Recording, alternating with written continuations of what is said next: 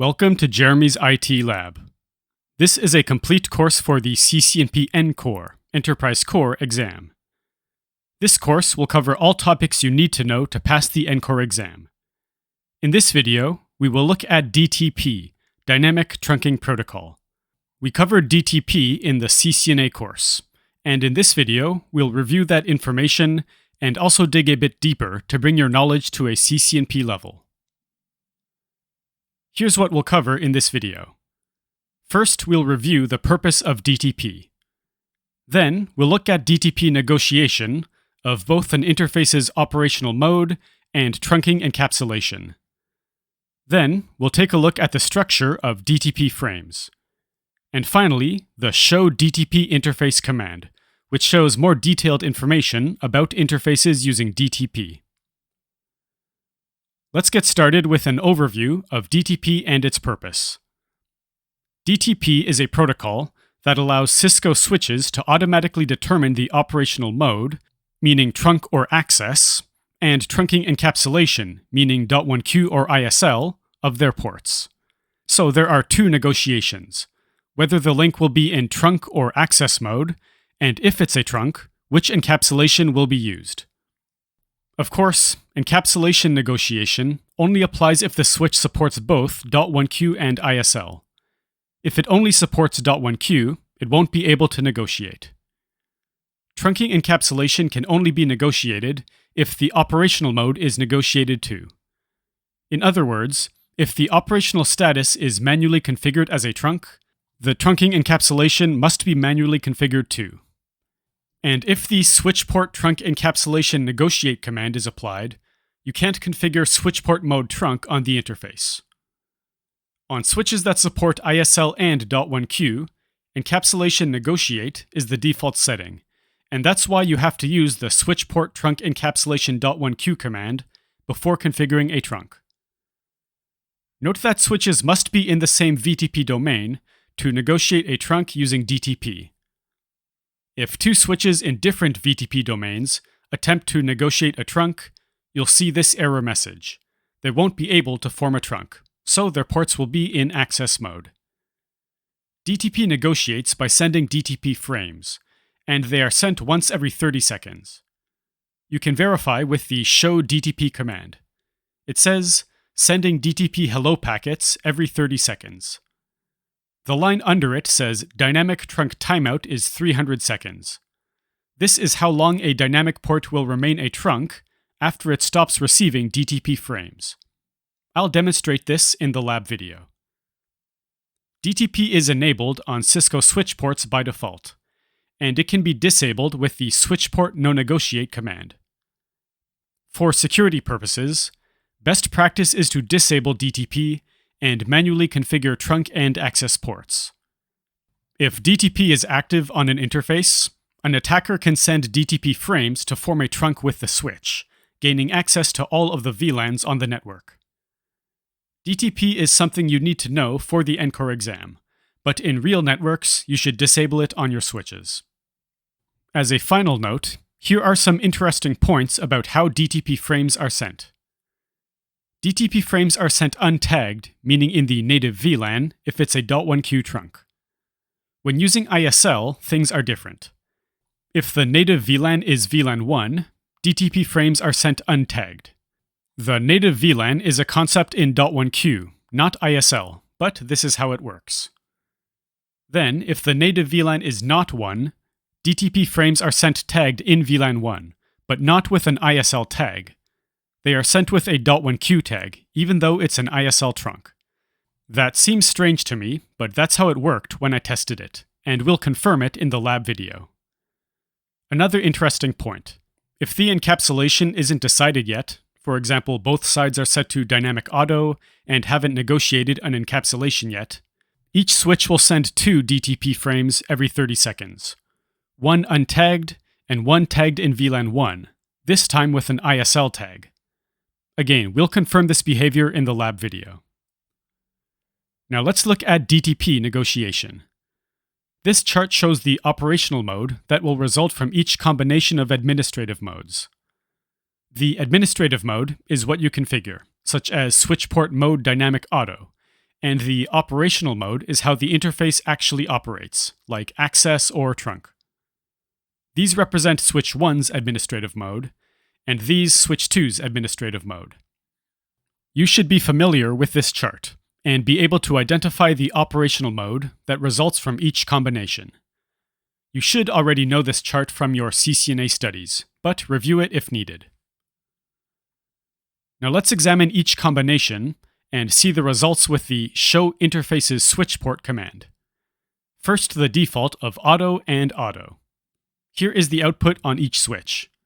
Both have an administrative mode of dynamic auto, and that results in a static access port.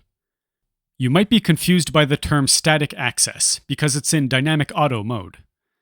This static means it's an access port that belongs to a fixed static VLAN, VLAN 1 in this case. This is in contrast to dynamic access ports, which ask a VMPS, VLAN Membership Policy Server, which VLAN the port should be in. VMPS isn't relevant to the ENCOR exam and isn't really used anymore, so don't worry about it. Next, here are the trunk encapsulation settings. The administrative setting of both is Negotiate, which is the default, and the operational encapsulation is Native. That just means it's an access port. You can expect this output on access ports, but not on trunk ports. Finally, note that negotiation of trunking is on. This means that DTP is enabled, so both switches are sending DTP frames. However, dynamic auto doesn't actively try to form a trunk. It will only form a trunk in response to a dynamic desirable port or a trunk port. So, the result is an access link. Next, let's change switch 1 G00 to dynamic desirable. Here's the output. This time, the operational mode is trunk. The trunking encapsulation is worth noting. Both have the default administrative encapsulation of Negotiate, and the resulting operational encapsulation is ISL. ISL is the preferred trunking encapsulation when switch port trunk encapsulation Negotiate is used. Keep that in mind. And finally, note that negotiation of trunking is still on for both interfaces. Both are sending DTP frames. Here's a chart outlining the operational encapsulation that results from each combination of administrative encapsulation. If a switch supports both ISL and .1Q, you should just manually configure .1Q on the switch's trunks. If the switch only supports .1Q, that's not necessary, of course. Pause the video to review this chart if you need to. Now let's configure switch 2 as dynamic desirable 2. Here's the output. The only difference with the previous output is that switch 2's administrative mode is now dynamic desirable. The encapsulation output is the same, and negotiation of trunking is still on. So, next I configured switch 1 G00 as a static trunk port. Note that I had to specify the encapsulation before configuring switch port mode trunk. Here's the output on each switch. Both operating as trunk ports and using .1Q encapsulation. Switch 2's encapsulation is still set to Negotiate, but since switch 1 is using .1Q, switch 2 is using it too. Negotiation of trunking is on for both interfaces. Even when statically configured as a trunk port, DTP is still enabled by default. So, switch 1 G00 will still send DTP frames every 30 seconds, even though it's not configured as dynamic auto or dynamic desirable. Keep that in mind. Manually configuring a trunk doesn't disable DTP on the interface. Next up, trunk and dynamic auto. Here's the output on both devices. The only difference now is switch 2 G00's administrative mode, auto instead of desirable. Because switch 1 G00 is a trunk and is sending DTP frames, it actively tries to form a trunk with switch 2, so the result is a trunk link. The encapsulation is the same as before, and both are still sending DTP frames. Next is access and auto. Here are the results. The link will operate in static access mode. Note the operating encapsulation of native. As I said before, expect this output on access ports. Notice that negotiation of trunking is now off on switch 1 G00. Switch port mode access disables DTP on the interface, although it will be re-enabled if switched to another mode, trunk, dynamic desirable, or dynamic auto. The command to specifically disable DTP is switch port no negotiate. Next up, access and desirable. The output is the same as previously, except the administrative mode of switch to G00. Same output here for encapsulation and negotiation. So although switch 2 is actively trying to form a trunk, switch 1 ignores its DTP messages, resulting in an access link. Next, both are configured as access ports. The result is obvious, an access link. Both have administrative and operational modes of static access, and the operational encapsulation is native. Frames aren't tagged over this link, and negotiation is off on both. Neither will send DTP frames, so they don't form a trunk. The results of trunk plus trunk are obvious too, a trunk link.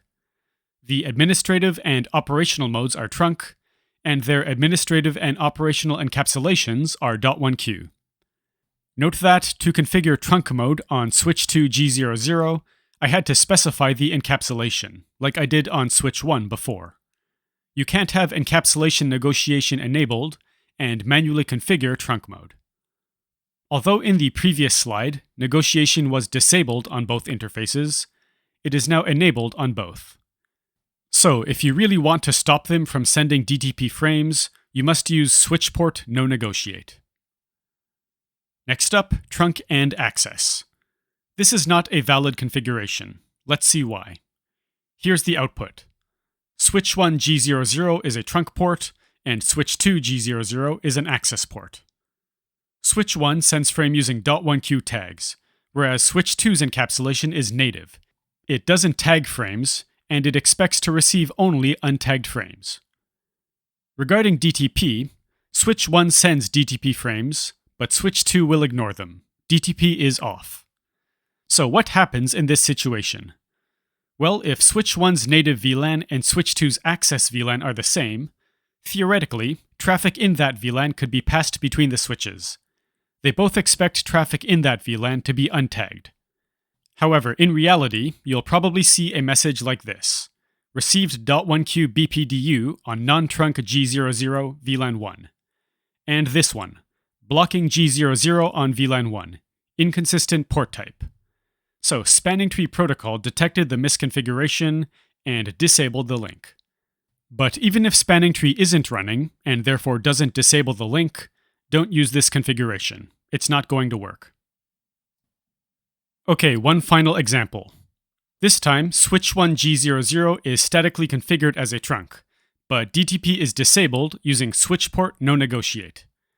What do you think the result of this will be? Here's the output. Switch 1 G00 is a trunk port, but switch 2 G00 is an access port. Switch 1's encapsulation is .1q, but switch 2's is native. It's an access port. And DTP is disabled on switch 1 G00, but enabled on switch 2 G00. So although trunk and dynamic desirable should result in a trunk link, according to the chart I showed you earlier, that chart assumes that both switches are using DTP. In this case, switch 2 sends DTP frames, but switch 1 does not. So although switch 1 G00 operates in trunk mode, switch 2 G00 cannot successfully form a trunk, and will operate in access mode. In order for DTP negotiation to work, both switches need to send DTP frames, so it fails in this case, resulting in a misconfiguration. Okay, those are all of the examples we'll look at for now. Perhaps it wasn't necessary to go through all of them, but for the purpose of the ENCOR exam, it's important to understand the result of each configuration. You should know which configurations result in a valid trunk link, which result in a valid access link, and which are invalid. Now let's take a look at the contents of a DTP frame. First point, DTP frames are sent to multicast MAC address 01000CCC CCCC, which is shared by various protocols like CDP, VTP, DTP, PAGP, and UDLD, as you can see in the Wireshark output here. Another point is that DTP frames are sent in IEEE 802.3 frames, rather than Ethernet 2 frames. This topic is beyond the scope of ENCOR, but if you're curious, do a Google search for Ethernet 2 and 802.3. Standard network traffic these days is sent in Ethernet 2 frames, with a type field to indicate the encapsulated protocol. As you can see, this 802.3 frame, on the other hand, uses the length field instead of type. Then an LLC, Local Link Control header, is added, with a SNAP, Subnetwork Access Protocol extension. The SNAP extension includes an organization code, indicating Cisco, and then the protocol ID, indicating that the encapsulated message is a DTP message, as you can see here. So this is a substitute for the type field used in the Ethernet 2 header. Note that IEEE 802.3, Ethernet 2, LLC, SNAP, etc. are not topics for the ENCOR exam, so I won't explain them any further. But for the purpose of general networking education, I recommend searching on Google and reading a bit about them. Now let's examine the contents of the DTP message itself. First, note that it starts with a version field. I have never read anything about a DTP version 2, so I assume there is only DTP version 1. However, it seems they included this field to allow for other versions of DTP in the future. After the version field, there are a series of fields in TLV format. TLV stands for Type Length Value. The type indicates the type of field. It says what the value indicates. Length indicates the length of the field, and then the value is the value itself. Let's examine the first TLV to make this concept clearer. First is the type. It has a value of 1, meaning that the field indicates the domain. This is where the VTP domain is specified. Then the length is 9, meaning that the field as a whole is 9 bytes in length, including the type, length, and value. And finally, the value itself, which is CCNP, meaning that the VTP domain is CCNP. So that's a TLV. TLV is an encoding scheme used by many protocols, not just DTP, so you'll definitely see this term again. LLDP, for example, encodes data in TLV format. Anyway, the next TLV indicates the trunk status. This means the administrative and operational modes. As you can see in the value, this port is operating as a trunk, and the administrative mode is desirable. Then, the next TLV is the trunk type. This means encapsulation. In this case, the operational encapsulation is ISL, and it was negotiated. Below, there is another TLV which was cut off, the sender ID, which just indicates the MAC address of the port that sent the frame. There's no need to memorize the format of a DTP message, but when studying protocols, it's always a good idea to look at what's actually inside the messages the protocol sends.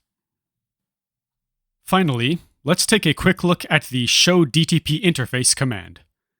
This command gives more detailed information about DTP, including timers and statistics. Here's the output for G00. I've highlighted 2 lines I want to look at. The top one says TOS, TAS, TNS. TOS stands for Trunk Operating Status. It's the mode the port currently operates in, trunk in this case. Note that Switch 1's interface is configured as a static trunk, and Switch 2's in dynamic auto mode. Next, TAS stands for Trunk Administrative Status, and it indicates the mode that the port is configured in. On means a manually configured trunk. Finally, TNS is Trunk Negotiation Status, which indicates what mode DTP negotiated. Then, the following line says TOT, TAT, TNT. These are the same as above, but for the encapsulation type, rather than the operating mode. Note that the O, operating, and N, negotiation, will usually be the same. If DTP negotiates to form a trunk, then it should operate as a trunk. If DTP negotiates to use .1Q, the port should use .1Q. But I did find some cases in my experimentation where they were different. We'll explore this more in the lab video. And here is the same output on Switch 2. And for reference, the meaning of those codes again. Notice that, once again, the O and N values are the same. DTP negotiated a trunk, so the port operates as a trunk. DTP negotiated .1q encapsulation, so the port uses .1q encapsulation. I recommend spending some time getting familiar with the output of this command, specifically these top two lines. And as I said before, we'll explore it more in the lab video. Here's what we covered in this video. I gave an overview of DTP, and then we examined DTP negotiation of both operational mode, meaning access or trunk, and operational trunking encapsulation, meaning ISL or .1q. Then, we took a look at the format of DTP frames, and finally looked at part of the show DTP interface command. Now let's move on to the quiz to test your understanding. Here's question 1. Which of the following administrative mode combinations would result in a valid trunk? Select 2. Pause the video now to select the correct answers.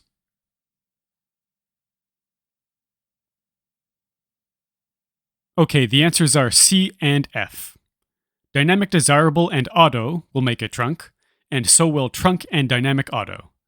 The others will not. Note that in B and E, a valid trunk will not be formed because switch port no negotiate is configured on the trunk side. That interface will operate in trunk mode, but the DTP activated side will not be able to successfully negotiate a trunk, so it will operate in access mode. Okay, let's go to question 2.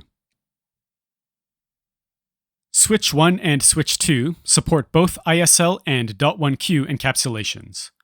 Their G00 interfaces are connected and both have default configurations. You issue the switch port mode dynamic desirable command on switch 1 G00 to form a trunk. Which encapsulation will be used? Pause the video now to think about the answer.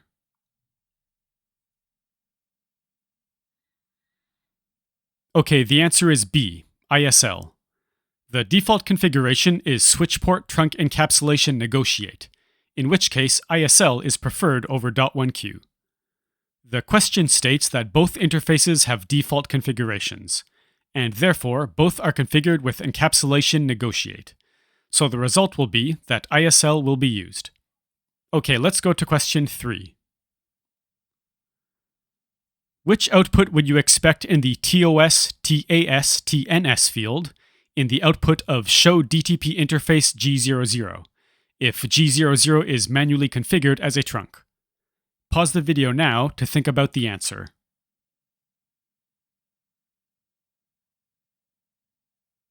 Okay, the answer is D, trunk on trunk. Here's the output, with an explanation of each part. On means that the interface was manually configured as a trunk.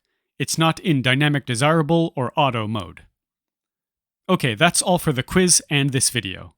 I hope it was helpful. Thanks for watching. Before finishing this video, let me thank my JCNP level channel members. To become a member, please click the Join button under the video. Thanks to Yonatan Makara, Velva Jacob, George Streeter, Funny Dart, Nasir Chowdhury, Devin Suku, Gustavo B.R., Gerard Baker, Marcel Lord, Pavel M., Mr. Erlison, Dragos Hirnea, Zakib Shah, Mayor Salman, Mazen Anderson, Vitaus194, Gina Lindley, Mark Jackson, Bold1C1U, Michael Carroll, Gerald Guillaume, Gabriel Braga, Hector Hernandez, Maratuba, Roji Kuriakos, Arpad Konives, 5 Feet, Owad, Daniel Brown, Tricky Mickey 123456, Scott Thompson, Jose Alvarez, Kevin Hayes, Hussein Yavuz, Samuel Tavares, Roger Bratseth, Mustafa Irsoy, Nasser Zahar, Brian Grant, Kyle, Georgi Gemejev, Dibya Swain, Arlen Plagaria, Dear Diso, Adelson Pereira, Farad69, Lucian Stoichitoyu, Madmark 50484, Sean Powell, Alexander Stratan, Hiago Bicalho, Abdo Zizo, Piotr Kaimov, Jeremy You Are Really Really Great, Kurt Nell, Preeti Dongave, Omid Farakesh, Steve Cox, Jasper Yim, Wilmer Romero, Enigma G, Laurent Lamb, Emmanuel Nupsido, King Doka, and Pedro Hartman. Sorry if I pronounced your name incorrectly, but thank you so much for your support. Thanks to you and my other supporters, I am able to make these videos and release them for free on YouTube, so I really appreciate the support. Another great way to support the channel is to like the video, leave a comment, subscribe, and most importantly, share this video with others. So if this video was helpful, I'd appreciate it if you did any of those. Thanks for watching.